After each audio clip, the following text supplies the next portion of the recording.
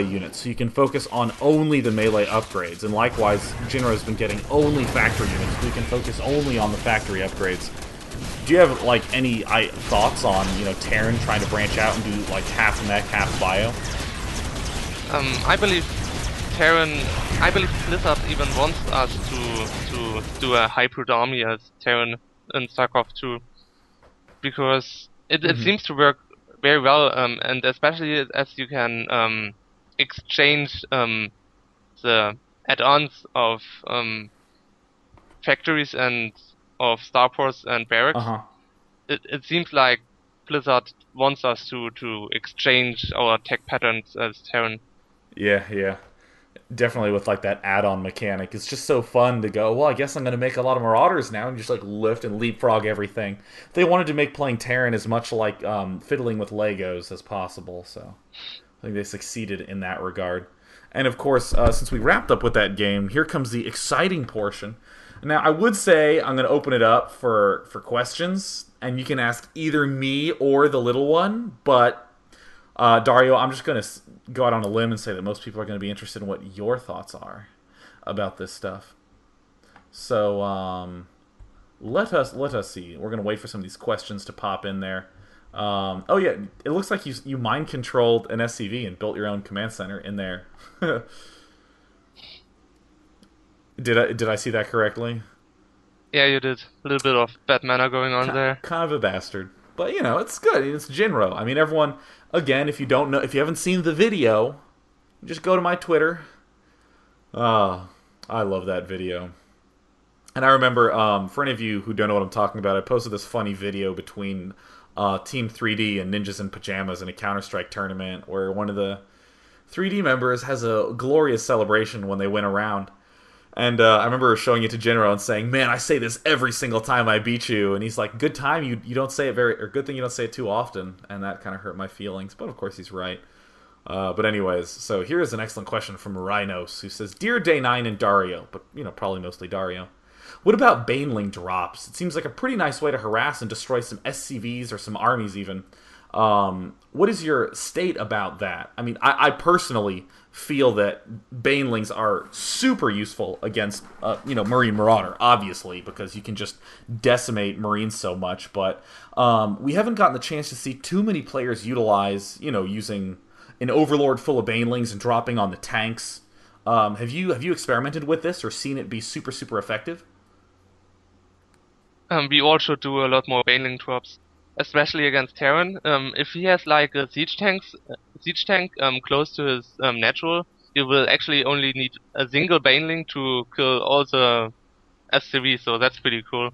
And you don't need a lot of gas to get to Baneling tech, so everybody should add Banelings at some point, I guess.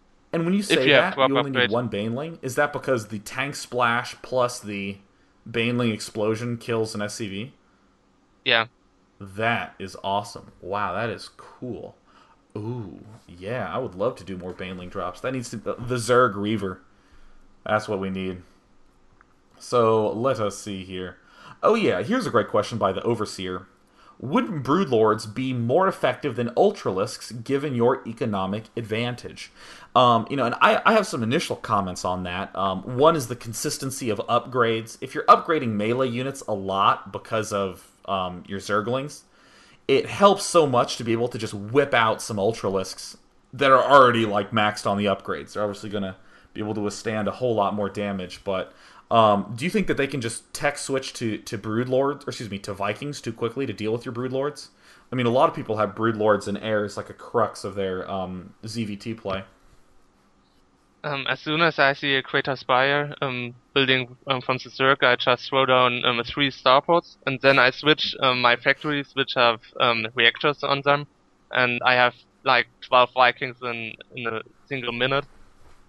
So Broodlords aren't really an option if you're going straight for Broodlords. I believe I could add some Broodlords into my Ultra build as soon as I hit 200 supply, because then Terran is in a very bad position, because as soon as he adds Vikings, I will lose, I don't know, my 2 Broodlords I built.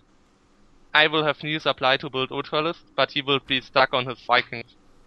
Oh, that is a great point. Yeah, just getting one or two or three Broodlords, just enough to make them go, ugh, and have to make Vikings, or at the very least more Thors, and Thors are pretty awful against Vikings as it is. Um, but what are your thoughts about even trying to force the Broodlords to work, like adding on, like 9 Corruptors, and then like one Broodlord before you do anything else? I don't believe it's a very good option because corruptors are horrible against the Vikings. But Mutalisks are great against Vikings. But then I guess Thors Yeah, are but good against Mutalisk, Mutalisks. yeah, exactly. Whoops. All right, cool. So let's see here. Oh yeah, here's a great question by Aquaman 101. Shouldn't it have made more sense that Terran in this scenario back up with some Banshees, especially since he dropped in the future? Wouldn't the support have helped out in a huge manner? Because that is, I would probably say, the biggest difference between Brood War and StarCraft 2 is that in Brood War, there really were not that many air units that did a lot of damage to ground. The really only one that I can think of is Guardians, and that's about it. I mean, Mutalisks, yeah, when you have a ton of them, but I mean, the Banshee does 24 damage a shot, and it shoots really fast. And I mean, what are your thoughts on incorporating Banshees into the Terran army just as like a standard unit? That is a very good question. We actually discussed it, Chino and I, and we came to the end that adding Banshees would be a very nice option to fight Huh. against this Ultraling build. And, well, I'm curious, because I mean, obviously fungal growth is an issue, but I mean, you can always use the banshees like a little bit more passively, so that way when you're pushing, you can kind of like dart forward and back away from your siege tanks to try to get some sort of good push going and to like snipe off any nearby units. Or were you Yeah, thinking and more of also, doing? Oh, go also ahead. if I only have infestors and you're coming from three different directions with your Banshees, you could probably snipe them.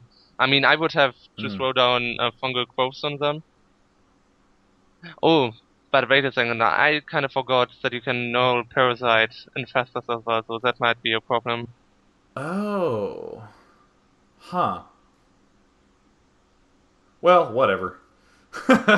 Banshees seem reasonable, and that's something to consider. But yeah, and also I have another question for you. What about incorporating more ravens into this army? Because a big issue that Jinro was suffering from as the game progressed was his immobility.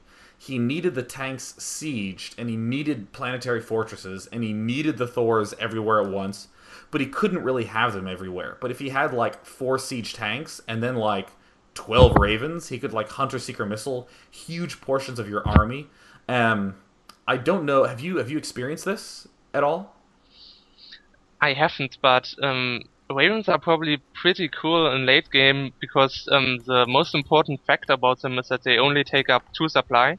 So Yeah, you can have 10 yeah. Ravens and it's only 20 supply, and 10 Ravens are quite a strong force.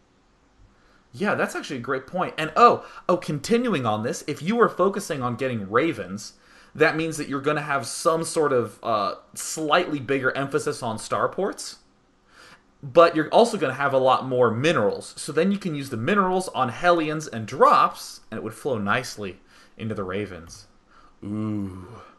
Because that's something that I think people have not, they just have not experimented around with enough, which is Mass Raven for Mass Hunter Seeker Missile. Or I guess now it's just called Seeker Missile. Because I remember Dustin Browder even said that the reason there were all these adjustments and nerfs to the Seeker Missile was that it used to be that if you just went Mass Raven, you just like could not be beat. You just have only Ravens and only Hunter Seeker missiles. Yeah, So but on the other hand, you have to be very careful with your Ravens because you don't want yeah. 3 of them get null parasited and then they blow up all the other Ravens with their Hunter Seeker missiles. But well, it's probably a very hard style to play Mass Raven in late game, but it might be an option in the future. And also, I have another question about different unit compositions, because what we did see this game was that your Zergling and Fester, and then straight into Ultralisk play worked well against Mech, but I'm curious about players who are going more like Roaches and Hydras openings against Terrans. excuse me, Hugo, mech.